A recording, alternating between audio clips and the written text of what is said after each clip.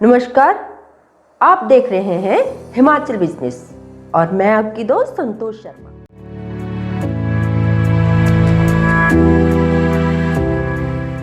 हिमाचल प्रदेश में कई ऐतिहासिक मंदिर हैं। मंदिरों की इस श्रृंखला में आज बात मंडी की कमरू घाटी में स्थित कमरू नाग मंदिर।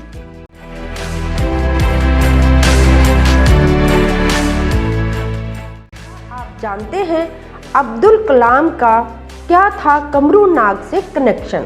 मिसाइल मैन अब्दुल कलाम की बतौर प्रोजेक्ट डायरेक्टर साल 1969 से लेकर 1989 तक एक दशक की कड़ी मेहनत के बाद भी SLV-3 फेल हो गया तो देश के चारों ओर उनकी जमकर आलोचना होने लगी। इस दौरान उनका परिचय महाभारत के एक ऐसे योद्धा से हुआ जिसका बलिदान महाभारत शुरू होने से पहले ही हो गया था।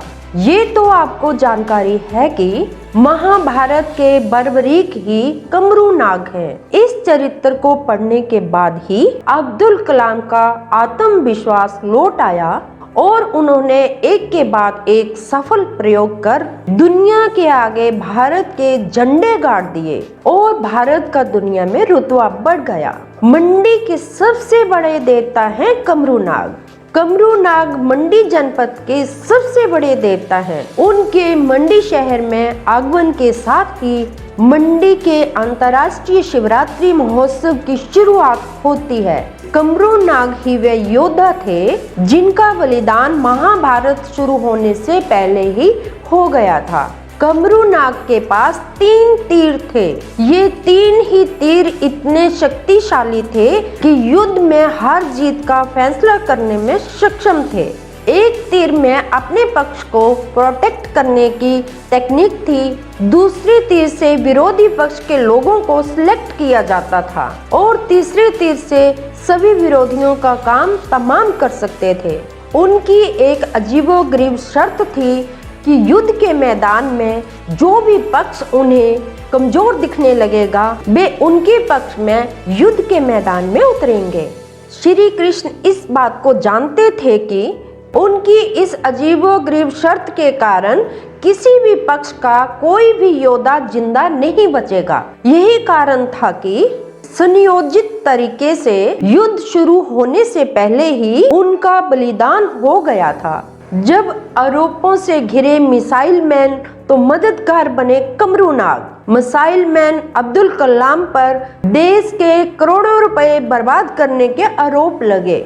अपनी आलोचना से आहत होने के बजाय एक बार फिर से वे अपने मिशन में जुट गए और 1 साल के अंदर ही सफलता के झंडे गाड़ दिए। अपने संघर्ष के इन्हीं बुरे दिनों में उन्हें महाभारत की कथा पढ़ने को मिली। महाभारत की कथा का बबरीक, जिसे मंडी में कमरू नाग के नाम से जाना जाता है, उनका पात्र उन्हें बेहद खास लगा क्योंकि उनके पास गजब सी तकनीक वाले तीर थे।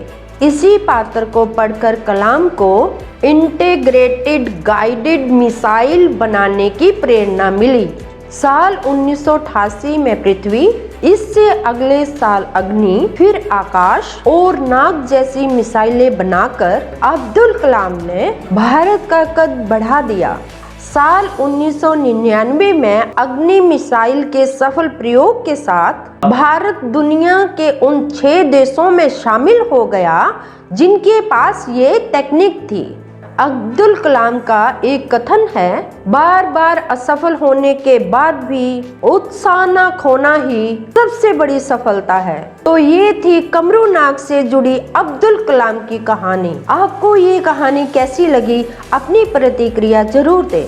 अगर आप इस वीडियो को YouTube पर देख रहे हैं तो हमारे चैनल को सब्सक्राइब करें। अगर आप इस वीडियो को Facebook पर देख रहे हैं तो पेज को लाइक करें, फॉलो करें। आप हमें इंस्टाग्राम और ट्विटर पर भी फॉलो कर सकते हैं। ऐसे ही मनोरंजक और रोचक कहानियों के लिए जुड़े रहें हिमाचल बिजनेस के साथ। बहुत बहुत धन्यवाद।